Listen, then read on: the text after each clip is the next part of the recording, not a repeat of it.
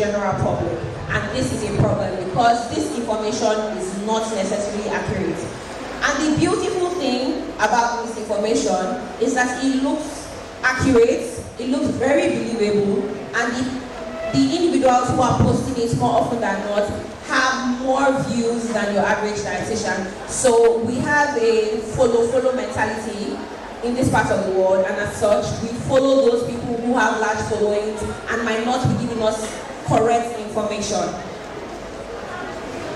If we look at the slide I have on, if you don't mind, can you project slide 3? The slide that has the graph. Fantastic. Thank you very much for that. Okay. So, we can see here that misinformation forms over 50% of the health information that is out in the public. 38% is from other sources, whether they are health influencers, they are other healthcare professionals, they are individuals who have done 2 month courses in nutrition or whatever else. And 5% of the nutrition content information is coming from dietitians. This is not right, simply because the information that is being given in that other section might be correct, but it's not complete. A dietitian is trained to give correct and complete nutrition information because we will take into consideration all the different types of peculiarities that can happen with an individual. The average healthcare professional lacks the ability to do that because they did not study nutrition for that long. Next slide, please. Now, content creation equals to modern advocacy. Content creation is how we educate our skill. You will see that a lot of people are making different types of content. There are people who are making content about widowhood. There are people who are making content about forex, about what it means to be in law school, about what it means to be in medical school. So we as the public are consuming this information, and as such, we are educated. Moving on from there, it is how we challenge harmful beliefs. It is the way we let people know that this myth that you know, perhaps the myth about milk and malt giving blood, is false. And if you can challenge it on a large scale by making a video dissecting it bit for bit, you can inform the public as to what is correct. It is how we advocate for policy change.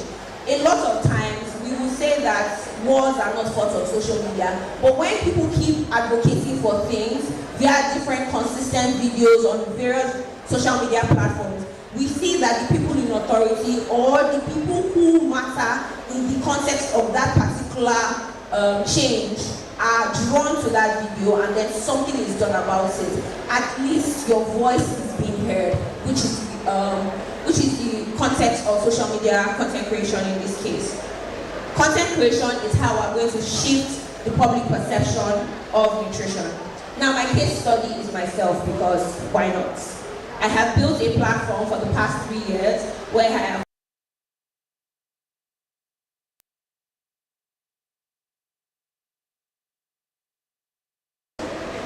Now, my content revolves around nutrition myths, health trends, lifestyle.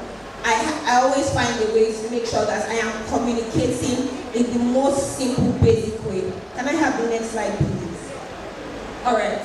Now, I've been able to reach hundreds of thousands across Nigeria and diaspora. I think that my all-time reach at this point is 800,000 people. Now, my visibility has led to client work, whether it's working one-on-one with individuals for dietary consultations. I've gotten corporate invites. I've been able to work with decent or big brands, if you like to call them like that, in terms of pushing the narrative about nutrition education. I've been able to collaborate with fellow influencers, not just influencers or creators in the health space. I've been able to work with others in different health spaces just so that we can have a wider reach. Now, the last thing is that I have an organic following of about 6,000 people and an engagement rate of an 11.75%. And that is more than decent for the average influencer, and I would say that I've done well for myself. Moving forward,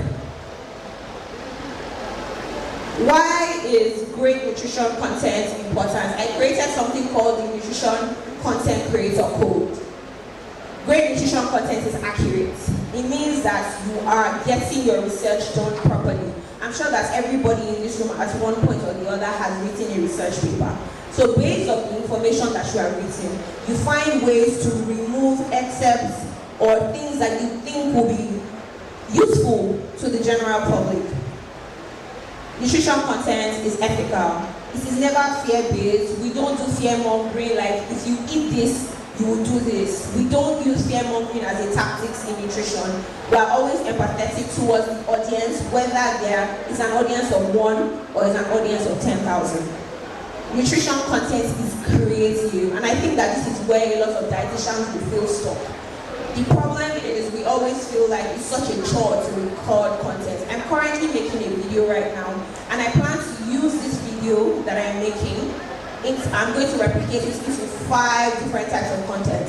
It's going to be a standalone video on its own, it's going to be part of a vlog, and it's going to be a regular written scroll video. My point is, you can be creative in the ways that you make videos. You don't need to sit down at a spot to get a video done. I know that's always a challenge. You don't need to be a master of editing as well. There are different editing apps that can cut your video to size for you if you don't want to do the work. Moving on from there, nutrition content should be accessible. Social media is not the time for you to show that you are very knowledgeable in the medical terms. You want to be able to explain it, and for lack of a better phrase, dumb it down for the average individual to understand. If it means even doing nutrition content in your local language, I do videos in Yoruba sometimes, I do videos in Pidgin. I try with the video every now and again. It's not perfect, but it helps me reach another target audience. So if you're multilingual or you have an intonation that is different, you should utilize that so that it is understandable to the average person. Nutrition content should also be visual. We learn different types of, we learn the different parts of the body using anatomy. And why that information has stayed with a lot of us is because there were graphs where we could see what was being taught to us. So when you're creating content, you want to put infographics, you want to use carousels, whether they are flyers or not. You also want to make videos. Now, how does all of these things that I've said serve the dietitian professional population? It will inspire students with the modern part in dietetics. It will show that clinical practice is not the only way to go. It will equip interns with real-world communication skills. As much as what we learn as interns is enough to get us into the profession, we need more than that to be able to make a change and to be able to stand out. You're not trying to be the average dietitian, you're trying to be 1% or 1%. You're trying to make real-world change and create a legacy that lives after you. Moving on from there, it will support, it shows support among the community of dietitians about how to educate online, and it will foster some type of unity between us as professionals. Now, for content creation and policy impact, content creation will build public momentum for nutrition reforms. It will break down technical concepts, because sometimes people say that they don't understand what you are talking about. But if it has been dumbed down and simplified for the average person to understand, it could be that the 12-year-old or a decision maker saw a video that they understood a concept and explained it like so to their parents. And the decision is now in the favor of us as nutritionists and dietitians. It will always also put our local food systems and public health in the spotlight. Nigerian foods have been demonized for the longest time, and it takes a lot of work, and it's still currently taking a lot of work to change the perception that individuals have about our foods, Nigerians especially. So if we can consistently create content as a community, not as one individual, but as a community, we will be able to make this change faster and get people to appreciate what our foods stand for. Content creation can also be used for advocacy campaigns, food policy shifts, as well as cultural change. Now, this part of my presentation might be a bit dicey, but let's go. Reimaging the nutrition curriculum. It is my humble submission that digital nutrition training should be added to the training model. Why? It will teach students to simplify, visualize, and share science. Social media is not about how knowledgeable you are. It is how best to present your work, and that's why the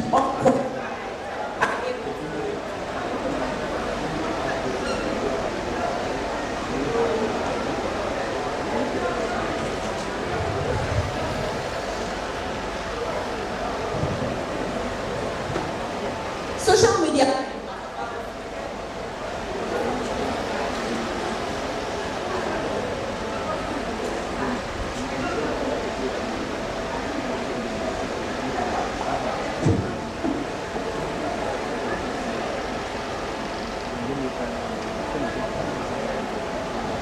Social media is not about how knowledgeable you are. It's about how best you can present your ideas. And that's why you see people who are not as educated or as qualified as yourself putting out information or putting out videos, and you wonder to yourself, oh, what does this person really have over you? What they have over you is their ability to represent the information that is in your heart and in your brain. Now, I will also advise that we integrate tools like Canva. Canva is an editing app. If you could please project this there. Canva is an editing app. Notion is an app for having a database of all your content ideas. CapCut is a very popular editing app. And if you feel like that is too hard an app for you to use, there are several other editing apps, and I'm happy to share after now. It will also empower interns to document, present, and lead online. In conclusion, content creation is not extra. I've gotten used to people looking at me funny when I'm outside and I hold my selfie stick or I'm making a random video or something like that. I've gotten used to that. It's not extra, it's a way of life, and the world will come to terms with it. People are going to look at you funny when you start. I remember that a family friend of mine asked my mother if what I wanted to do with my life after 2 degrees was to be jumping up and down on TikTok. Well, I'm jumping up and down and I'm making some money, and she's not. Life is good. The point is, you need to look at it as part of the work that you're doing, part of the work that you can use to create change. Dietitians must be seen, heard, and searchable. When you Google dietitians in your state of residence, who are the people that come up? Are they actual dietitians, or they are people who have wellness companies that have metamorphosed into what is needed for nutrition? You must be searchable. You must have your own online track record. And not by this am I saying that everybody needs to go into content creation. I'm saying that if you see individuals in your different training centers or in your different hospitals who have a flair for this thing, encourage them as much as you can. Content creation is how we protect the truth and influence the future. Because every 10 years we have a different era. We had the era of the bankers, we had the era of the oil and gas bro, we had the era of the tech bro who just ended. The next 10 years is the era of the content bro, whether anybody likes it or not. So, as a profession, we must move with the tide. Start from where you are. I started content creation with an XR, half a painted wall in my room, and no idea about what I was doing. But I'm grateful for a community that I've built. I'm grateful for people who supported me. I use the knowledge that I know. I'm not the most intelligent dietitian, but I might be the one who knows how to present her ideas the best. So, I'm saying to you that I'm not better off than you are. You just need to start where you are. Speak with confidence. You cannot enter a room and be afraid to speak. I don't care what the other person knows. As far as I'm concerned, I'm the best in my lane, so my voice is going to be as loud as it needs to. If it makes you uncomfortable, that's okay. But you should learn to speak with confidence because you have enough knowledge. You've been trained for this thing, so you should be able to present your ideas with vim and valor. Thank you very much for listening. Oh, and digital, you should scan my QR code. I'm trying to get to 6,000 followers. So please bring out your phones and scan the code. Thank you very much.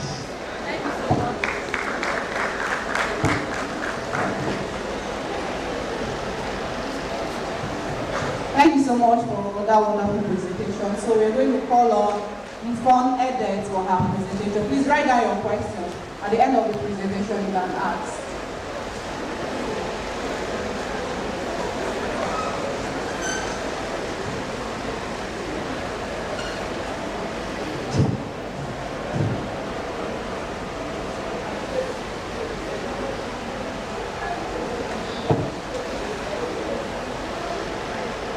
Good afternoon, everybody. Standing on the existing protocol, my name is Ifon Okonedet, and I'll be presenting an abstract on the topic formulation and evaluation of a complementary food from millet, soybean, and carrot, a sensory and nutritional analysis.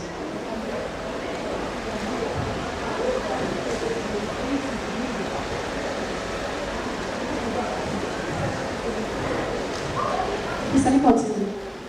Okay, we know that optimal infant nutrition is critical for growth, development, and preventing malnutrition and long-term health issues. Complementary feeding, as we all know, begins from 6 months, when breast milk alone can no longer sustain the infant. And locally made complementary foods are vital due to their high cost and inaccessibility of fortified commercial formulas, especially for low-income families. So, in our work, we combine cereals, legumes, and vegetables. This is because they have a mutual complementation of nutrients for each other. As we all know that cereals are deficient in lysine, but they are very rich in the sulfur-containing amino acids, that's the methionine and the tryptophan. So, since they are deficient in lysine, they are being complemented in the legumes, as well as the vegetables, having a build-up of many vitamins. Like in our case, we're looking at the vitamin A content. So it provides a mutual nutrient complementation. Please, next slide.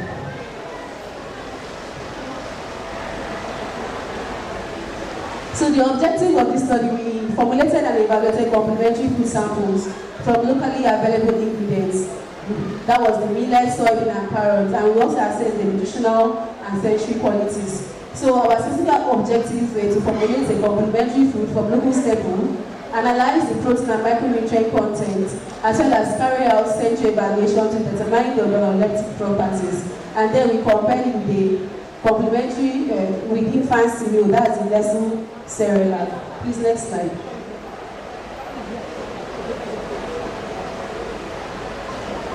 Next slide, please. So 3 samples were developed in different ratios. The first one was 60:30:10, that's for sample A, and the second one and the third one as shown there. Then the sensory evaluation was conducted using the 9-point hedonic scale with we used 20 untrained panelists. Then the nutritional analysis covered protein, vitamin A, iron, zinc, and calcium. Then necessary lab set as our control.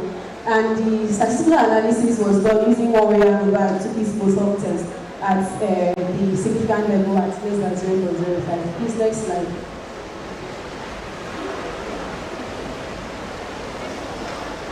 So these are the methods that we employed in processing our ingredients. The millet, we had to clean and sort them.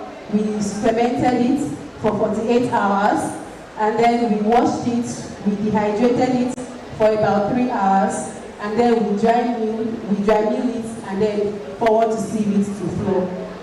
Please, the next slide. This is the process we also use in processing our soybean. We sorted it, washed, parboiled for 45 minutes. After that, we went ahead to soak it, that's fermented for 24 hours, and then dehulled it, oven dried it, milled it to flour. Please, next slide. Then for carrots, we cleaned it and sorted. We were able to peel and slice. We blanched it for about 3 minutes. Then we dehydrated it, and then we dry milled it to flour. This is the next slide. So these are the samples. After we milled everything to flour and we were able to combine it, we have the sample A 60:30:10, sample B 50:30:20, and then sample C 70:20:10. Please, next slide. So these are the results that we got. For the organoleptic results, we can see that sample B had the highest general acceptability.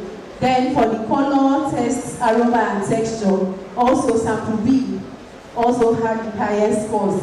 And this could be as a result of the balanced mixture that we use. We use 50% of millet, 30% of soybean, as well as 20% of carrot. So the extra 10% added for the carrot maybe what gave the sensual appeal to the panelists. Please, the next slide. The next slide. So this is the nutrients analysis. We need the protein and the micronutrients. We also see that sample B had the highest protein per 100 grams. And looking at our control, the necessary lab here, we have 15 grams per 100. That means the sample that all the samples ABC were actually higher than the necessary lab that is commercially available. Then the vitamin A, since carrots was higher in sample B, definitely the vitamin A content will also be higher. And then for iron and zinc, it was highest in our sample C, and then calcium was highest in the control. Please, next slide. So sample B had the highest scores in general acceptability, color, texture, and the color, the test, and the texture. So it also has the highest protein content and favorable micronutrient level. So all samples were nutritionally comparable to or better than the control. Significant differences to also observed across the samples. Please, next slide. So the conclusion. The study successfully developed complementary food samples from millet, soybean, and carrots, which were assessed for their essential properties. That's the protein content and micronutrient composition. So we were able to draw the following essential attributes. Was acceptable in terms of general acceptability, color, taste, aroma, and texture. Inclusion of higher proportion of carrots, which enhance the sensual appeal. Also, in the nutritional quality, the complementary food samples provided significant amount of protein, vitamin A, zinc, iron, and calcium, making them suitable for addressing the nutritional needs of infants and young children. Please, next slide. Please, next slide. The next slide, please. So comparing with the control, the nutritional composition of the developed samples, they were compared favorably with necessarily, demonstrating that locally sourced ingredients can serve as viable alternatives to commercial complementary foods. So the study highlights the importance of utilizing local food sources to combat malnutrition among infants and young children, particularly in resource-limited settings. Thank you.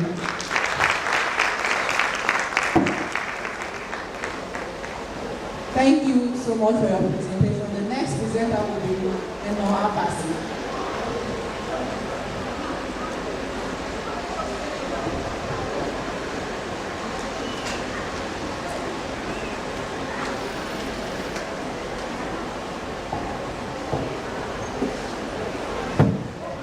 Good morning, everybody.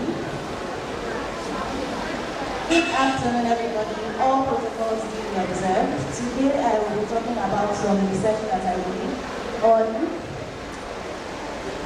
the role of traditional fermented foods in promoting gut health and sustainability, a culinary insight from the South and Southeastern parts of Nigeria. It's more common that we discuss our local and traditional diets because, thanks to westernization, a lot of things that we typically see in research are more modern things. But this is an attempt to drag us back and remind us that the things that we are looking for health-wise, we have them at home, and we should talk about them more, and also do a lot more research on what we have. We can go to the next slide. So fermented foods have always been a cornerstone in traditional dishes. It is what gives us flavor. Before the reception of typical seasoning and bouillon cubes, we depended on fermented foods to give our foods the flavor profile that we have all want to know and love. We typically would have that they have been consumed for generations in Nigeria, especially in the South and Southeastern parts. So we know that we have things like Iru, we have Ube, we have Ukana, we have the African beans, things that we would add to our dishes to enrich the flavor profile. Aside from enriching flavor profiles, these foods actually have health benefits and promote gut health, and this is what the research is going to expose as we go forward. And there have been emerging research links that have tied these fermented foods to gut health as well as sustainability. The way the world is going, sustainability is something that should be at the very forefront in terms of what we preach. We cannot be saying that our patients, our communities, and our treatment plans should only include things that are high in cost and are not very sustainable. The objective of my research was to investigate the potential of traditional Nigerian fermented foods, especially in the south-south and southeastern part of Nigeria, and to evaluate whether or not they contributed to sustainable dietary practices, and to focus on southern, and southeastern foods. Primarily because I'm from the south-south, and those are my favorite type of dishes. And typically because in Nigeria we find that the most popular dishes are actually from the southwest, and those are the ones that are talked about, as well as the more modified ones like jollof rice, pasta, rice and stew, and all of the other ones. So, how did I conduct the research? I reviewed literature for the past 10-15 years, and I looked at the nutritional compositions, the probiotic properties. I also looked at specific fermented foods. The ones I had selected were uba, ogi, also known as akamu, but specifically fermented is not Tom brown, fufu varieties, iru and ube, and I also assessed their sustainability indicators. Are they locally sourced? How much does it cost to get raw materials? How are they processed? How much water is used in processing, as well as their biodiversity? The results, as you would typically expect, indicated that these foods that were selected were rich in lactic acid bacteria. So these are the things that enhance and enable your gut microbiota and aid in digestion. We've seen an increased incidence of colon cancers, and we are seeing more incidences of issues that are stemming from gut health. So I think that this is vital and important information. Foods like uba, iru, also known as ube in some parts, as well as akamu, have prebiotic effects, and they are also environmentally sustainable. They can be locally sourced and processed, both on a commercial scale and on a domestic scale. They have no spoilage rates because the longer you keep them, the more active they become, as long as you observe proper handling and hygiene, and you occasionally switch to water and watch your temperatures. And they require minimal energy input. So I know, like in my own house personally, when I make akamu, I can leave it and just switch out the water every now and then, and know that this is supposed to last from maybe Monday till the next Monday, and I have to make a fresh batch. They are also very culturally embedded and affordable. In conclusion, I would say that our traditional fermented foods support gut health, and they offer eco-friendly dietary solutions. And this promotion of them will help our cultural heritage to still stand strong while we have an influx of westernization and strengthen our local food system. So we keep talking about multidisciplinary relations and collaboration. So we are looking into the collaboration between nutrition and agri. If we know that we have to continue producing locally accepted and cultural foods, we know that the farmers will still be very beneficial. And we can integrate them into our modern nutrition strategies to help reduce our reliance on ultra-processed foods. Thank you very much. Thank you so much for your presentation. So it's time for question. Please, if you have any question, indicate by raising your hand.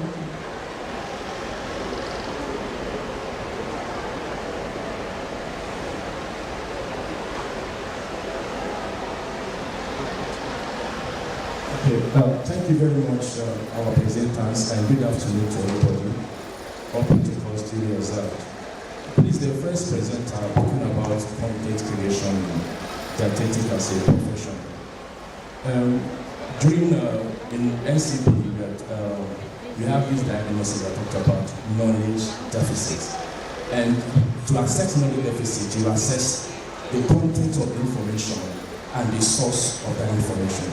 And you told us that dietitians are trained to have such in-depth information. So if you are assessing your clients and you find out that the information, the content of the information is right, and the source is not from a dietitian, is it okay to say your client has knowledge deficits? Bear in mind that the source of that information is not from a dietitian, maybe from other professional. That's for the first presenter.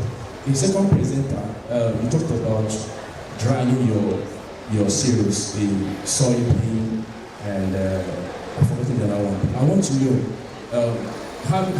what's the degree of the degree you use in drying these cereals?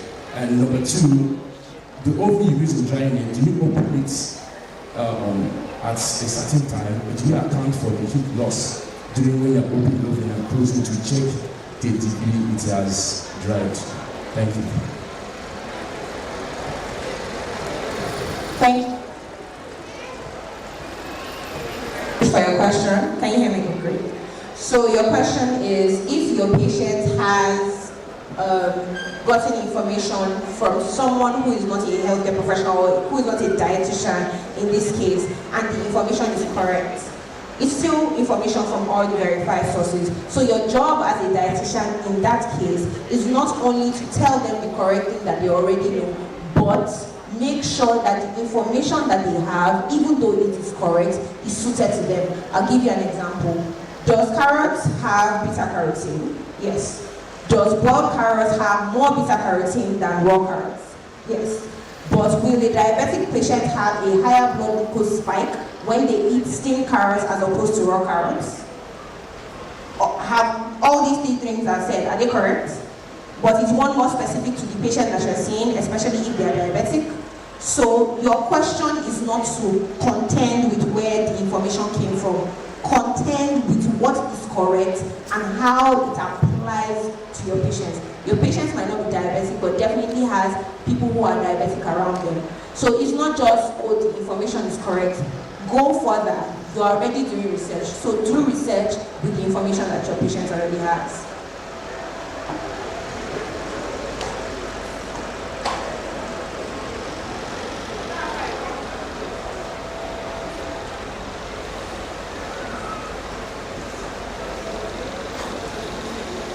Okay, thank you very much for your question. The samples will dry at about 50 to 60 degrees Celsius. That's the temperature that we use in drying for about 3 hours. That's for soybean and then the millets. But you know, for carrot it was on the lower time. So talking about if it was actually checked to see the heat loss, we didn't consider that. No, we didn't consider that.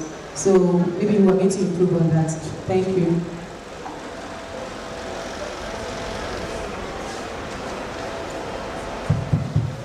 Okay, thank you so much.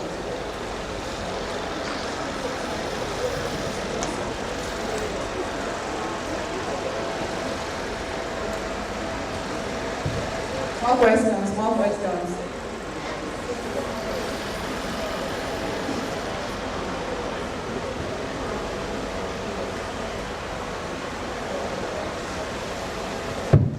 Good afternoon, everyone. My name is Shambot James.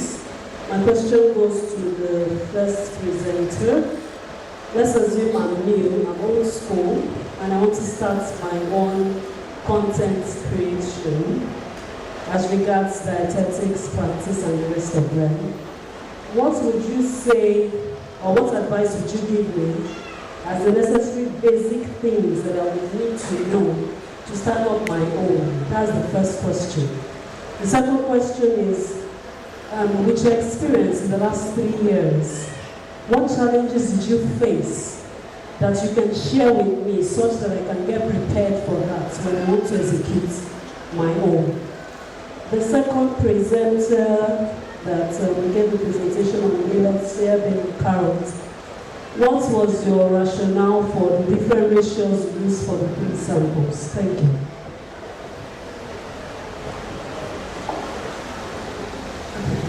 Thank you very much for the question. So as a beginner in content creation in dietetics, first of all, you have to decide what kind of nutrition content are you putting out. Are you putting out content that is strictly related to diabetes? Are you putting out content in terms of busting traditional food myths that we've had for the last 200 years or whatever it might be in that case? Are you putting out content specific to children? Are you putting out content for NDCs? Or are you putting out content for geriatrics? You have to choose what kind of nutrition content you want to put out and who your target audience typically is. Moving on from there, you need a phone that can film, whether it's an Android or an iPhone is neither here nor there. Are you able to give value? That's the first question. You also need to decide what platform you want to be posting on. Are you trying to post long form content, that's videos that exceed 5 minutes? Are you trying to post videos on YouTube, or you're trying to post videos on Instagram or TikTok? You know that the videos have to be shorter. So therefore, whatever you want to say, you need to wrap it up in 1 minute, 1 minute 30 at the max. You also need to understand filming angles. You need to know where your placement of videos or where your placement of the camera is going to be. Because as much as you have knowledge, if I see a video that does not please my eye, I'm going to swipe. And you also swipe videos when you see videos like that on the internet. So you also need to learn the rudiments of content creation. I offer content strategy as a service, so you can come to talk to me after this. I'll set you up for you. Yes. For your second question, what are the challenges I faced? Low views and engagement in the beginning. In the beginning, I would have 200 views, and while that might look like a lot of people, I mean, there are over 200 people in this room, so that's a lot of people. It deterred me a bit. I was not prepared for the mental fatigue that it was to cut short the information, or compress the information I knew into a minute. I was not ready for that mental fatigue. I was not ready for the stress of editing. I wasn't ready for the burnout that eventually came, because in the beginning, you will not see 5 more. You will just be posting. So at that point, you're not posting because you're getting any money for it. You are posting because you are trying to build a community, you're trying to gain traction, and eventually, in a few years down the line, except virality comes your way, you will be a household name. So 3 years later, I can say that maybe if I was more informed, I would have started earlier, I would have prepared myself mentally better, and I would have relied on community people and not trying to do everything myself. Like I said, I offer content creation strategy services. Please talk to me after now. Thanks.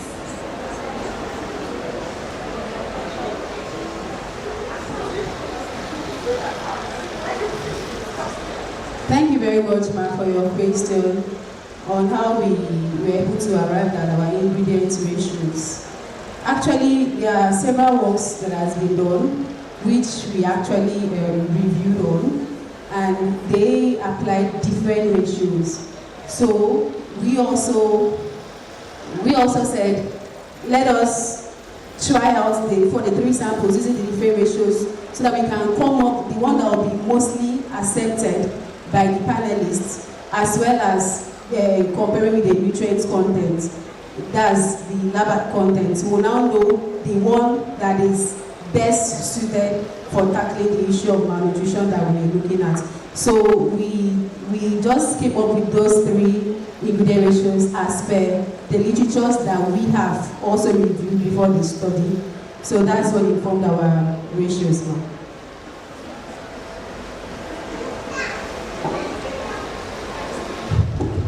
A follow-up to your question, you formulated and you got 100 grams. So did you follow standard that says, okay, about 100 grams of this complementary feed, this is what it should contain?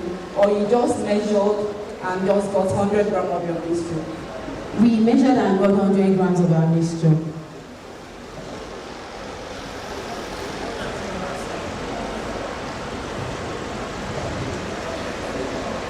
Thank you very much. Mine is not a question, but appreciation. I felt very happy to see my students presenting. And this gives me gives me hope that the future is bright. Please, can we clap for them? It shows that we are growing. Then the presenter on social, content creation.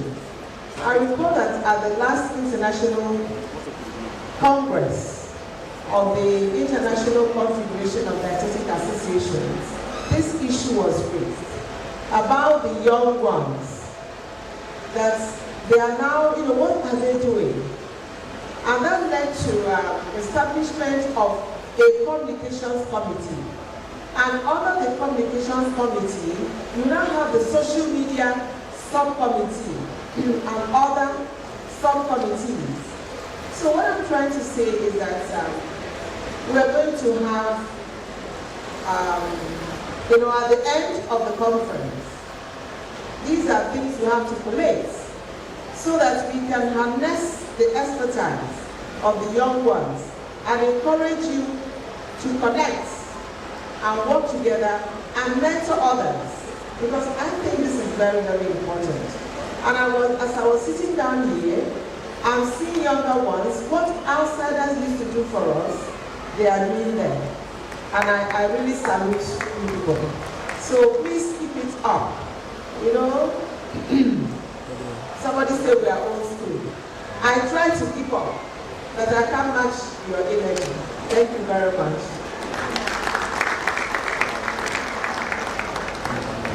Thank you so much, ma'am. Do you have more questions? No, okay. Thank you.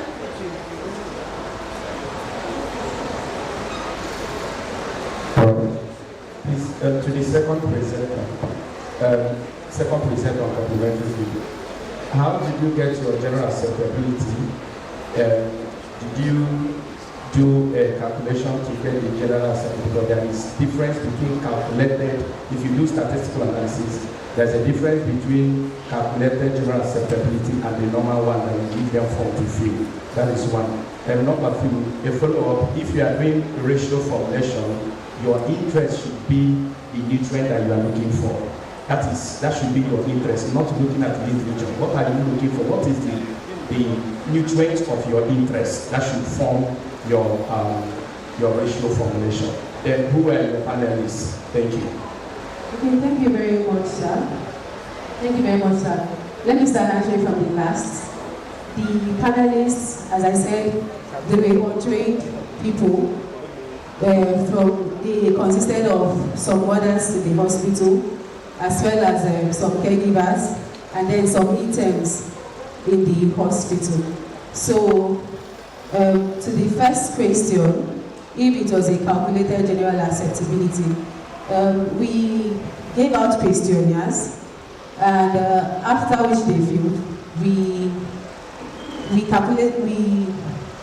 like the one that had the highest frequency. I don't know how the analyst did it, but from the result that was sent, so that's what we had. Thank you so much. If you have more questions, please write them down. We'll give it to the presenters. Thank you for your time.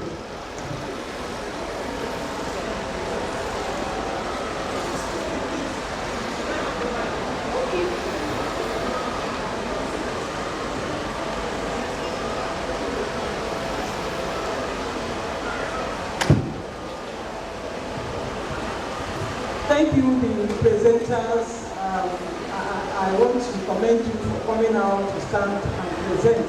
But I just want to, there was a statement the last speaker just made now, that they just gave it to the statistician or to the analyst. That she didn't know what they did. Please.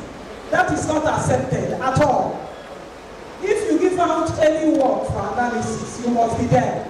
You must get every information of what is being done so that you will be at rest, you will be at home with the procedure, everything done. Because the work is your own. It's not the work of the analyst. It's your work, and you should be able to know what is done. Please, if we are in the habit of giving people work to do for us and then you go to your room and relax, it is not accepted. It's not accepted in the academic world. Please, thank you so much. Thank you so much for that contribution.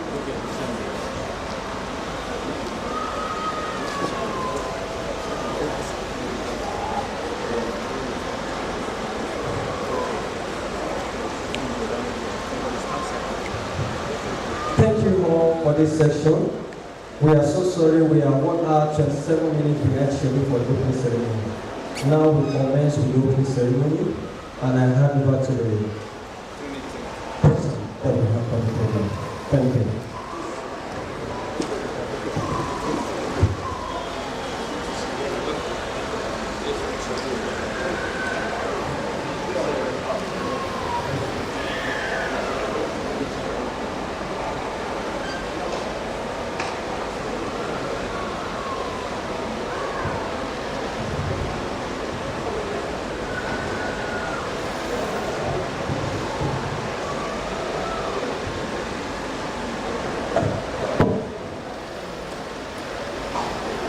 Good afternoon, ladies and gentlemen. Let me officially welcome us to this event. Though we're starting a little bit behind the ready scheduled time, but I know we are going to have fun in this place, and already have been here for a while and I've learned so much.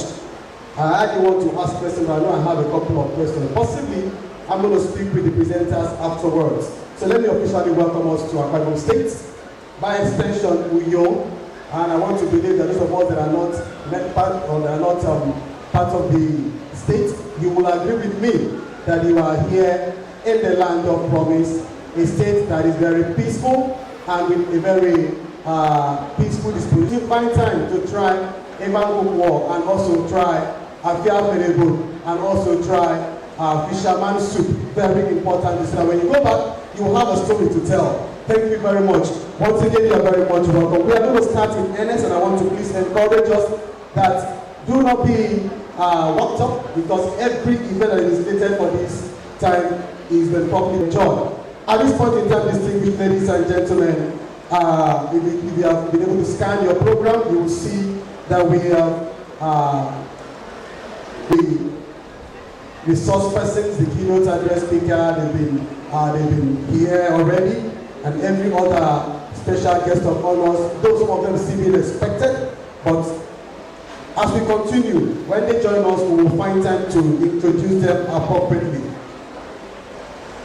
My name is Anthony Felix, Protocol Officer, University of Rio Teaching Hospital. I will be doing justice to the Master of Ceremony aspect of this event. Permit me to, at this point in time, use this moment to establish a few protocols which will be used in the course of this event. I want to start, and I want to believe that the local organizing committee will please help me with some very beautiful ladies who will help us usher in our very important personalities as we introduce them to their seats. I hope that has been done. Because once we introduce a personality, we expect that they are being ushered to their seats.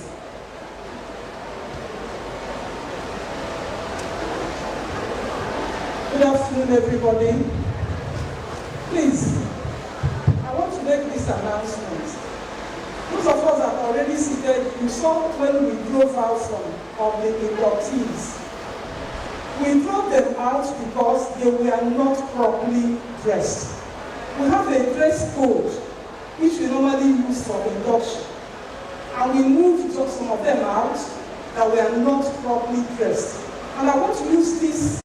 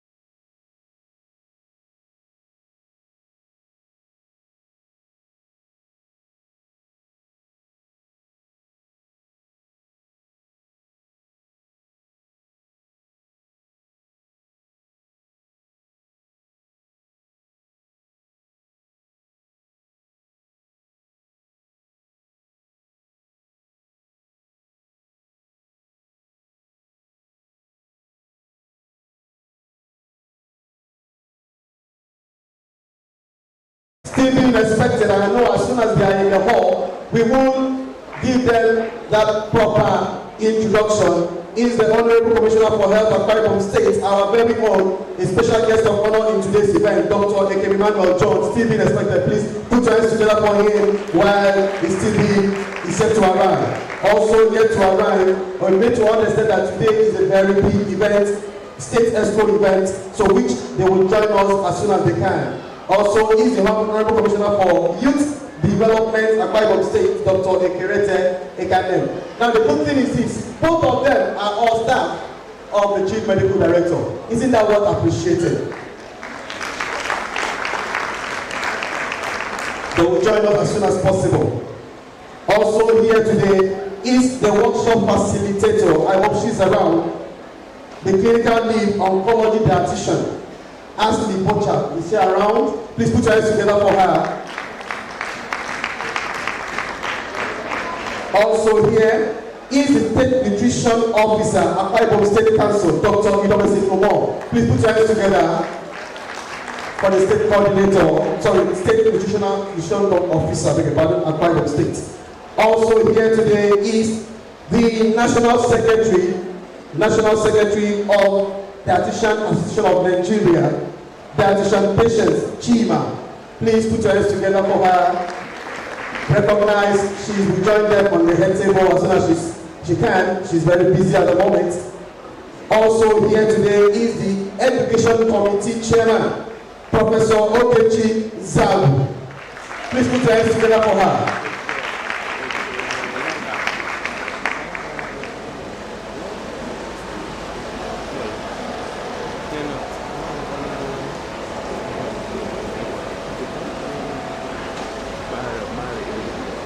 You know, in an event, this will always happen. So when it happens, please crave my indulgence. Also here today is the ICDA Nigerian rep. I've been made to understand that this is the only Mama G in Dan. Please put your hands together for Dr. Chika India Peri. Mama G. Wow, that was a lady that appreciated us today. Please put your hands together one more time for her.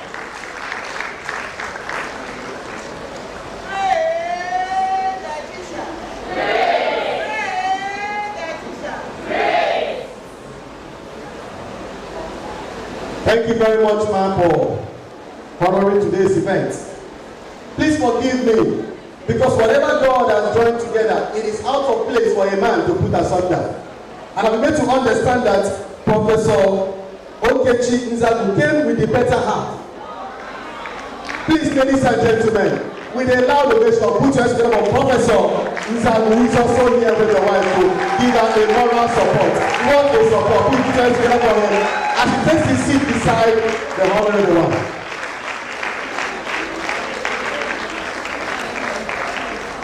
If you don't like him like that, carry your own water. Prof, you're welcome. And I commend your thank you very much, sir. Alright, ladies and gentlemen, also here is the immediate past president of this great association, Professor Ike Ugu. Immediate past national president. Please put your hands together for her wherever she is. Immediate past national president.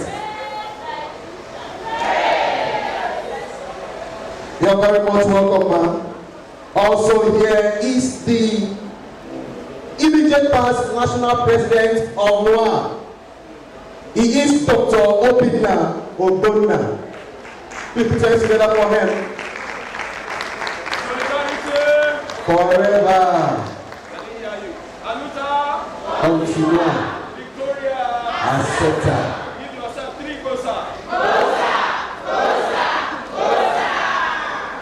Whenever you see them, you know them. By their fruit, you shall do what?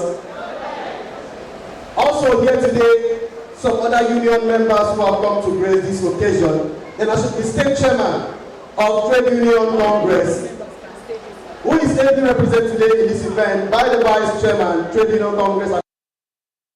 My very own friend and brother, the the chairman of Southra University of Teaching Hospital, Comrade Akanuba Wasuko. Please put your hands together for him as he joins them on this exalted position. Vice Chairman, sir, you're very much welcome. Also here is the Public Relations Officer of the Akwa Ibom State Trade Union Congress and also the Secretary General of the Akwa Ibom State NOAA and also the Chairman of NOAA, University of Teaching Hospital, a man of many parts. Put us together for Comrade Harry Udo Chief Kalahari. Thank you very much for being part of this event. Ladies and gentlemen, for once of time, as other dignitaries arise, we will recognize them accordingly and give them their exalted positions. We are going to continue. If you already had downloaded your program, you see we are now on item number 2, which is the national anthem and the pledge. And some of us will say, yes, national anthem is quite new, and I want to trust that the artisans are not novice at all, that you can sing national anthem so well. So please, I want to please beg the chairman of this occasion and other members of the item to please rise on our feet as we take the national anthem and the pledge. Please may we rise. While the DJ will lead us, we sing along, and thereafter please we'll take the pledge together.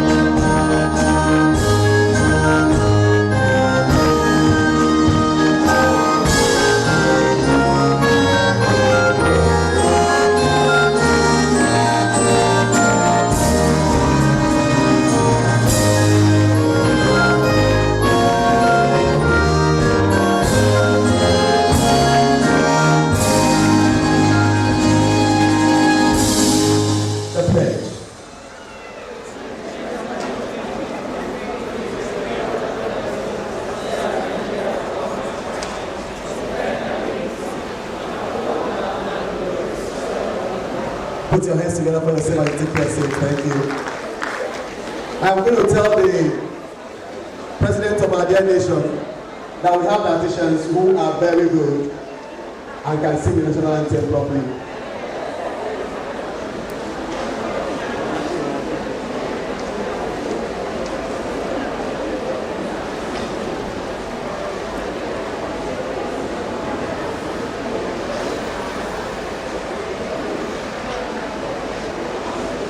The chairman of today's occasion, the national president of the Dietitian Association of Nigeria, and other members of the high table, distinguished ladies and gentlemen, we are going to be taking the opening prayer. While I invite Reverend Ugochukwu Eberi as he comes to lead us to the throne of grace. Please, Reverend Ugochukwu, wherever you are, please come lead us to an opening prayer.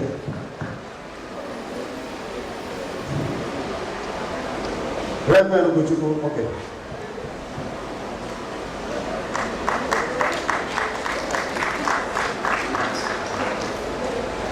Shall we pray? Father, we give you thanks and praise for your grace, your mercies, and your love upon our lives. It's by your mercy that we are not consumed. Thank you for the privilege of gathering together this day. We therefore, Spirit of the living God, hand over everything that we've done today into your hands, asking for direction, asking for grace and strength, that at the end of the day, Lord God Almighty, your name alone shall be glorified.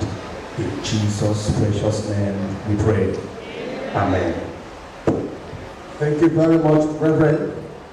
for declaring the event open.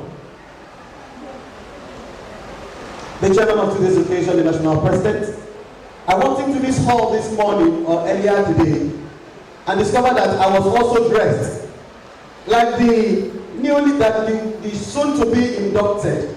And I was like, wow, that makes it easier for me. It's just for me to, fill a few forms and I'll be inducted, my president here. So I am expecting the forms so that I can fill and then so that I can remain like this and not grow a pot belly. I think outside here there is pot belly waiting, but in here no pot belly.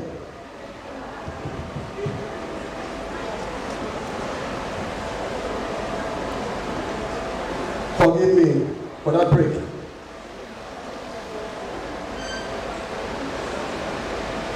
Distinguished ladies and gentlemen, it's about time for us to take the chairman's opening remark. Please, ladies and gentlemen, it's about time for us to welcome the Chief Medical Director of the University of Oyo Teaching Hospital, my own boss, a professor of obstetrics and gynecology, Professor Emeba Sebasi, ably represented by a no mean hand, the Chairman Medical Advisory Committee of the hospital, an Associate Professor of Orthopedic Surgery, a traditional bone setter, I will always call him. You know why I call him traditional bone setter? Because coming from the lineage of bone setters and becoming an orthopedic surgeon, you know what that means. Please put your hands together for the chairman of today's occasion, Dr. Oloyan Clement Ian, as he comes gives us the opening remarks and thereafter declare the event officially open.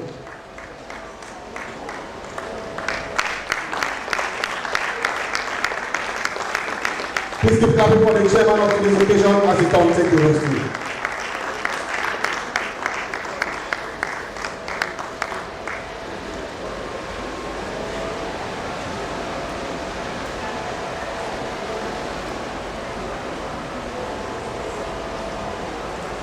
The President of the Dietitians Association of Nigeria. Sorry, I may not be able to recall the names of everyone on the high table.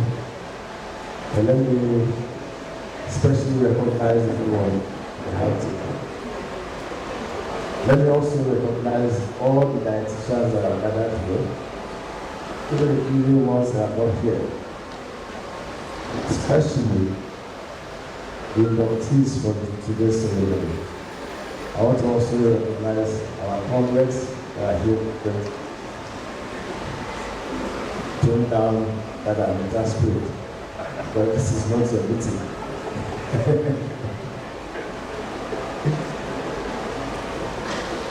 Thank you so very much for inviting the Chief Medical Director of the University of the Youth Hospital, Professor Gassi, to be the chairman on today's occasion.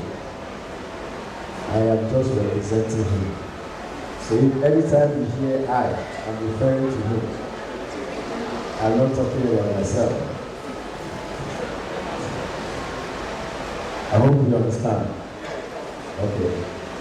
Thank you so much. First of all, let me thank the Dietitians Association of Nigeria for finding a new worthy to host the 16th meeting, annual general meeting and scientific conference. It is something that I think everyone will have been looking out for, including myself. We just heard the MC talk about board tennis outside and no board tennis inside.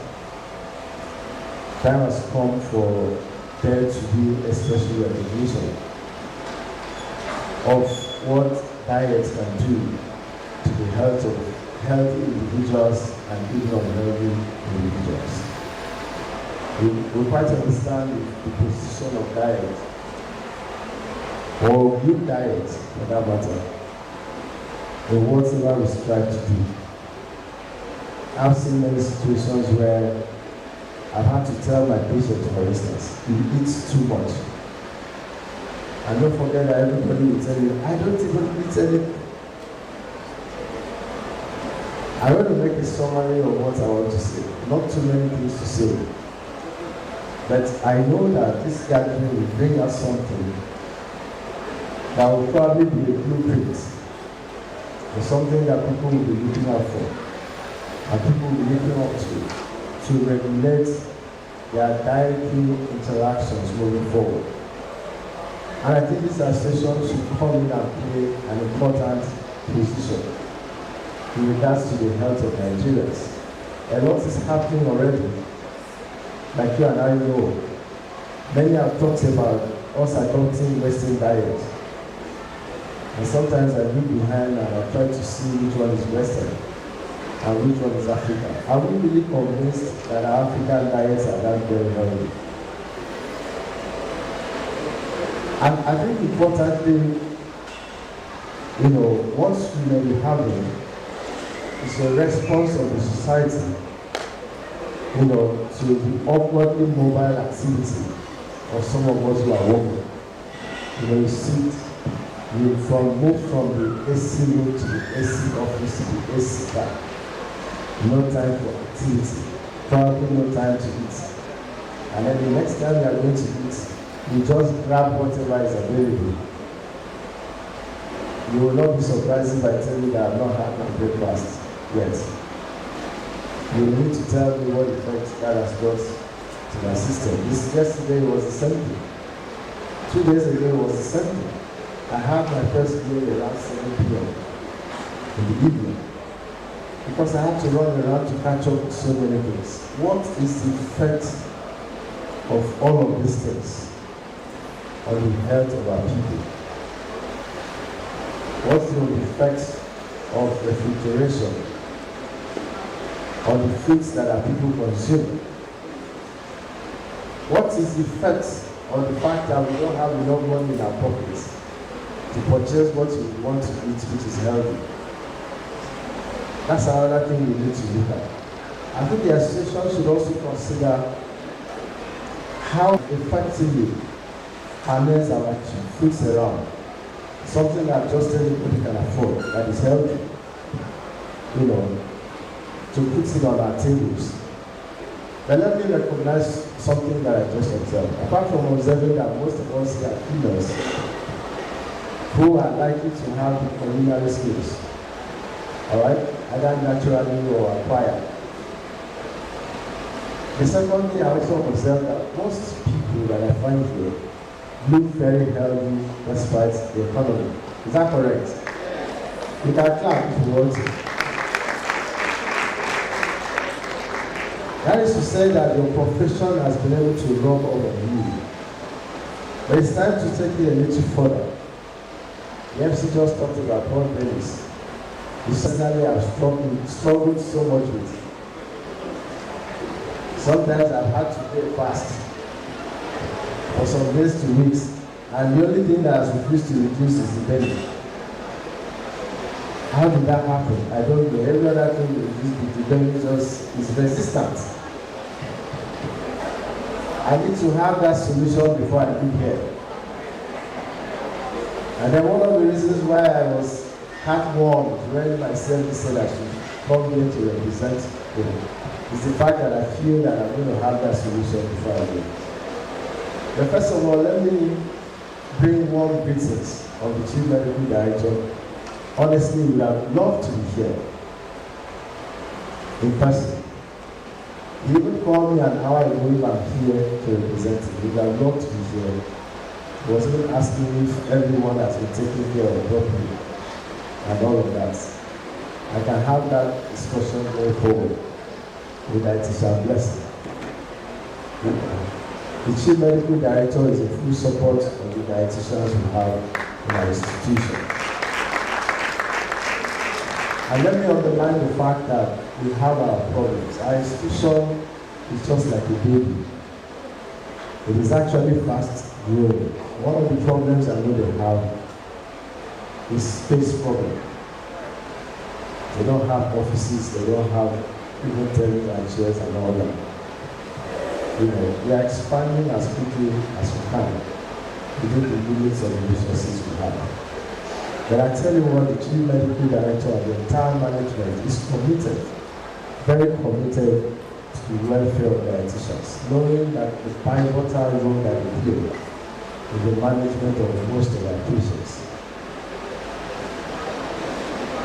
So he is ready to work with you, both during this conference And after this conference, to ensure that some of the great areas that we have is well taken care of. And I want to welcome those of us who are coming from far distances, even from near distances, to you. You has become a destination of some sort. I know some of you will not have been here, but please take out time to relax, see around places, and make sure that you test some hearing about that we have. Apparently, people are very hospitable people, and I think that's one of the reasons why there's so much attraction to hosting of conferences in Europe.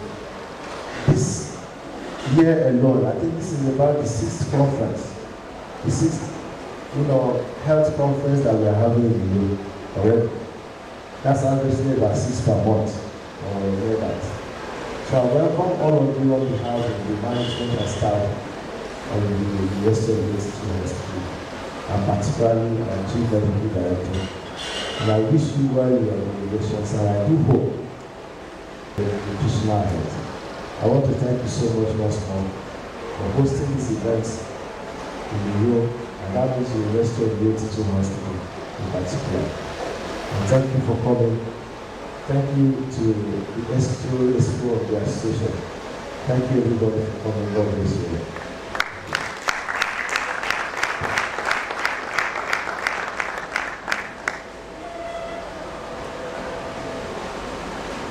Yes, I have another task to carry out. But before I carry out that task, I didn't want to make that joke when I was talking the Holy Spirit. So that I can have some respect for my Chief Medical Director. I don't know if I wanted him to make that joke. Some days ago, I went to an issue to take something. I was really, famished. And when I got there, not much of strength to really face what was happening. And so someone by my side ordered for food. And she said, how much is Gary? And I said, oh, it's 300 naira. And she said, that's too much. It's too expensive now.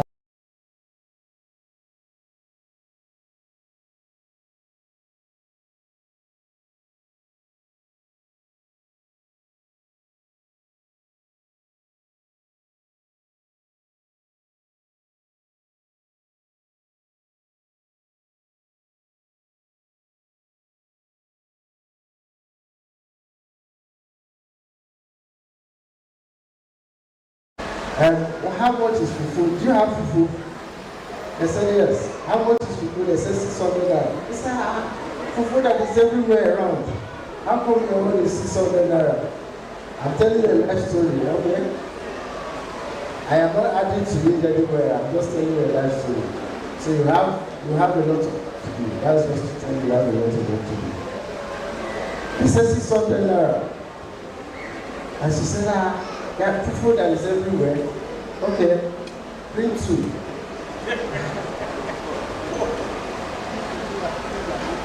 And eventually, then asked her, oh, your soup is ready. Can I bring it out from the microwave? And so when they brought the soup, I saw 2 pieces of stockfish. That stockfish that I will take 4 hours to feed if I have to eat it. 2 pieces. I saw goat meat like 4. And so at this point I was forced to look at the person that placed this order. And I discovered that listen to me, I didn't say this. I said her one leg is my own size. And I said these are people that will come to the hospital and when you tell them you eat too much, they say no, we are not eating anything. Dietitians, you have a lot of work to do. On this note, let me quickly declare this workshop, Annual General Meeting and Scientific Conference. I want to declare it on behalf of the Chief Medical Director of the University of Dietitians Hospital, Professor Mbasi, to the glory of God and to the benefit of mankind. Please permit me, on behalf of me, to declare this workshop open. Thank you very much.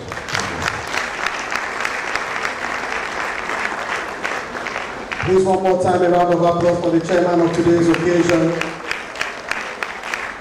the Chief Medical Director of the University of Dietitians Hospital, and also the Chairman Committee of CMDs in Nigeria, who today is represented by Mr. Sima. Thank you very much, sir, for doing justice to the opening remarks. Before we continue, permit me to also recognize, and maybe I shall still help me to bring up to the high table the following personalities we have here: Tajuddin Olutope Ahmed, the National President, Institute of Dietetics in Nigeria, ably represented by Dietitian Jonah John. That is Jonah John, please. You can take your seats. Please put your hands together for him. Also here is the Head Nutrition Unit, Federal Ministry of Budget and Economic Planning, Deputy Director, Dietitian Mrs. Clementina Ebere Okoro. Please put your hands together for her. Please, Usher her to her seat wherever she is. Also to recognize all heads of department, nutrition and dietetics, wherever you are a head of department of this great institutional association, please, you are ably recognized. Also, we have here present Engineer Felix Jifa, PED Department of Petra PLC Abuja. Please put your hands together for him wherever he is. You are ably recognized. Also here is Dr. Sunday Moses Ibana, University of Lagos, Nigeria, stockbroker and investment advisor. Sir, you're welcome. Truly, I have seen that it is good to eat well. Even some of your members here who are quite aged, I can still see that they are looking still very good. You know, some of them of their ages are in the villages. They are suffering from Ewanko. You know what Ewanko is? Romanticism. They can't even stand again. So I think I have to teach myself today to eat properly. I am a heavy eater of carbohydrates. I can eat fufu in the morning. Forgive me, I'm a true African man. But I think I've been taught I need to take 2 slices of bread, even a cup of tea. Like the chairman said, before we leave here, we'll be taught properly on how to eat. Thank you very much. Distinguished ladies and gentlemen, next on our program is a welcome address. This wonderful lady who has done tremendous things in the University of Dietitians Hospital, the dietetics department. I think some years ago, the chairman of today's occasion will confirm that she started her unit all single-handedly. And today, that department has turned into a very big aspect of the hospital, and she's still doing tremendous work. And today, she is the local organizing committee chairman of this great conference. Ladies and gentlemen, it's my humble pleasure to introduce and bring up for a welcome address Dietitian Blessing wants to know. Please put your hands together for her. As this woman, who we call her Timber and Caliber Petroleum and Energy, voted and about our study group.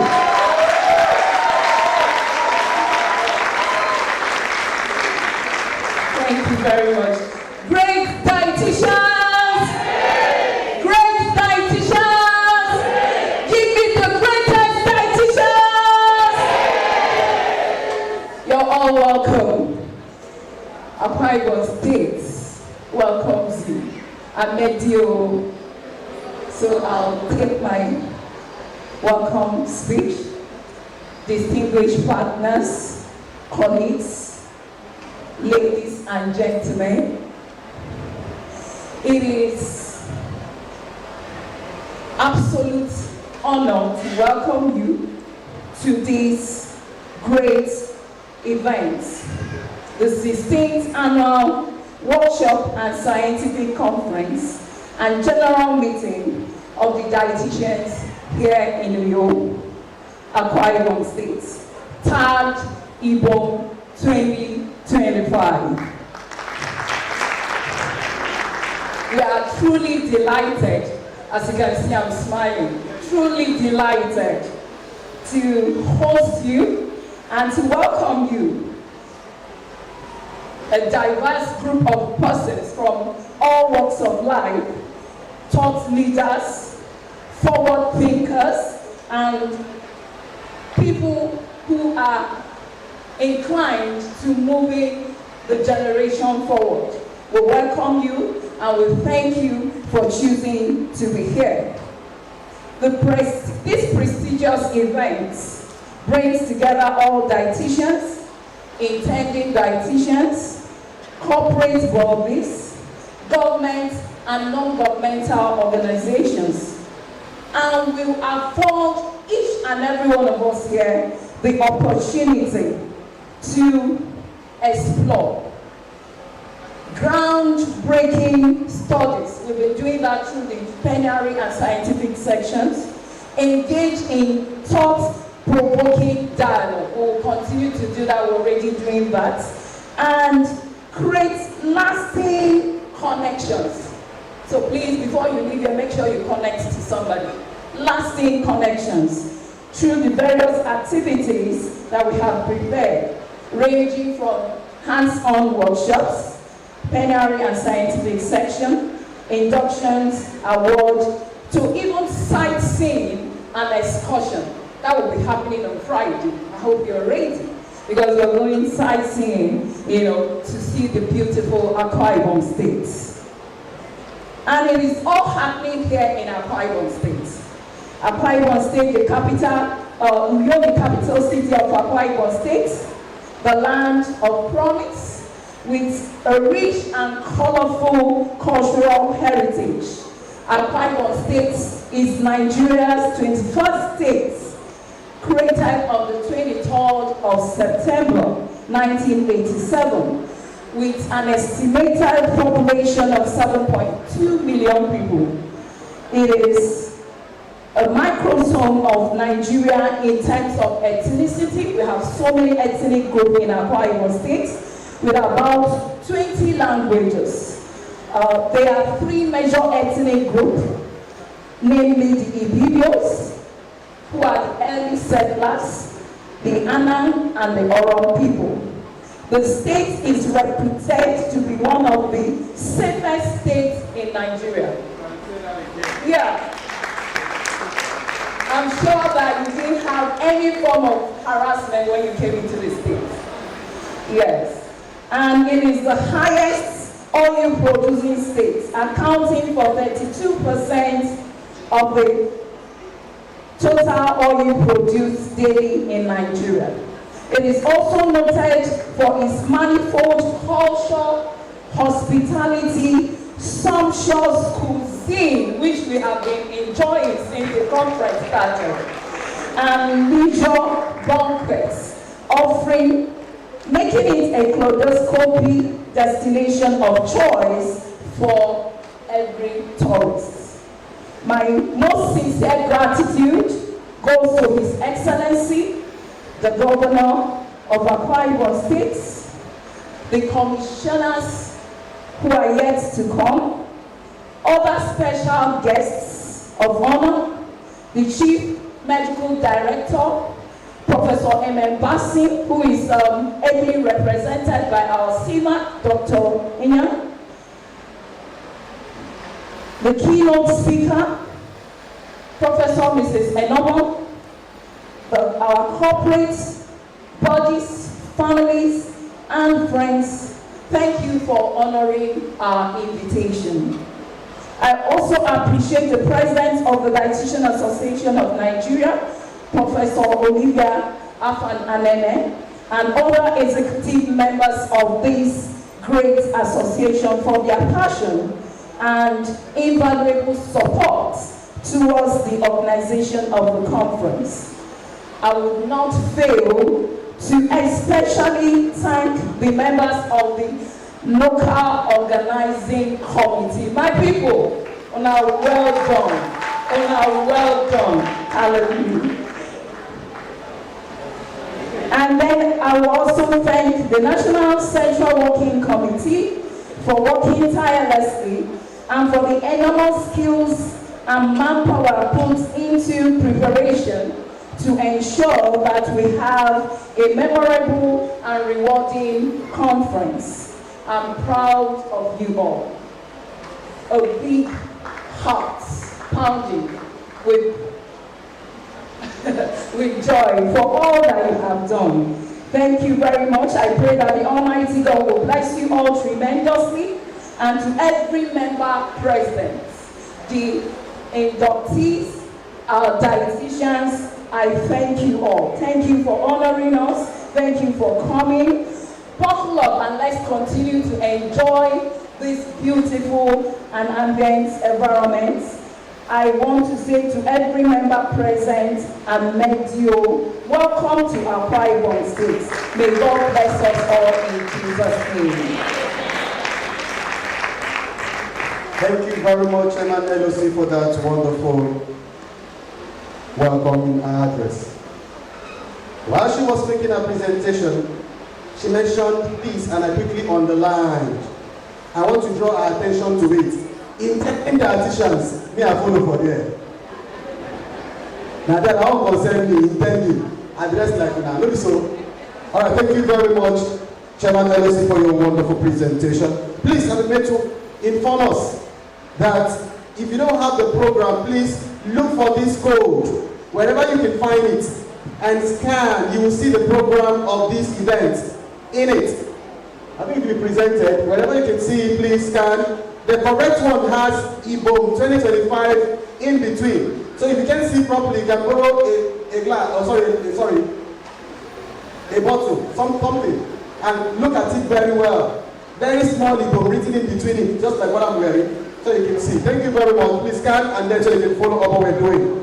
While they were all making she was giving us the address, a proud father, I use the word proud father, of the lady who did that presentation on social media influencing, also joined us. And I want to introduce him. He is Dr. David Otaomo, former chairman, Hospital Management Board at Akwa Ibom State. Please, wherever you are, sir, please put your hands together for the proud father of one of our presenters. Thank you very much. So I didn't know why you What I simply said was, that lady represented properly. She proved to us that yes, me said I follow those school. Thank you very much.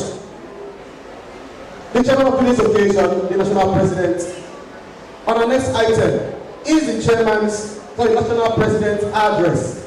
Ladies and gentlemen, if you love the national president, with a standing ovation, please put your hands together for the national president of the Dietitians Association of Nigeria, as she comes up to take our address. Professor, are you still clapping? OC Afam Anne, I hope I'm right. I think what I say is right. Anne, Prof, I didn't say Anne. Good afternoon, everyone. Great dietitians. Great dietitians. Great dietitians. Are you happy? Are you sure?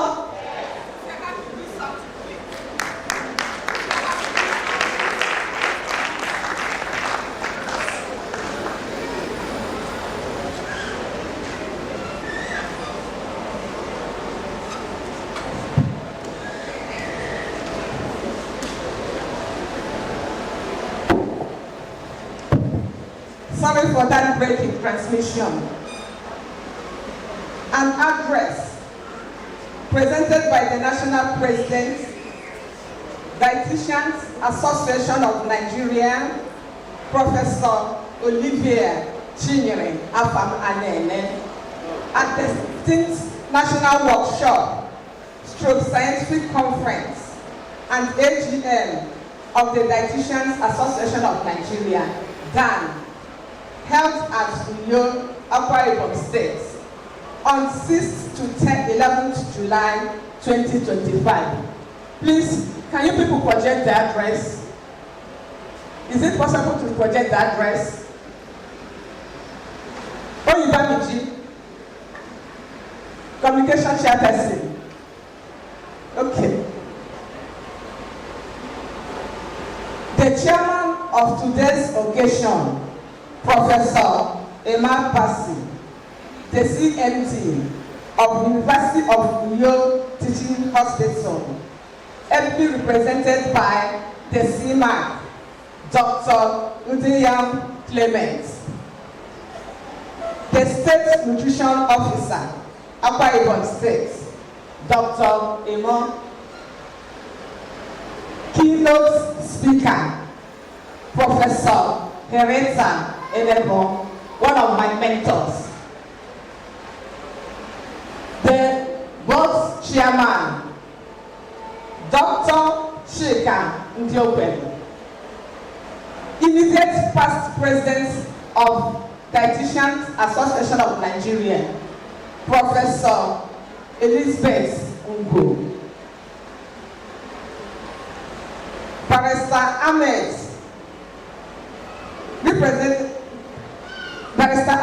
the president of Institute of Dietetics in Nigeria, represented by Dietitian Jonah John. All other protocols duly observed.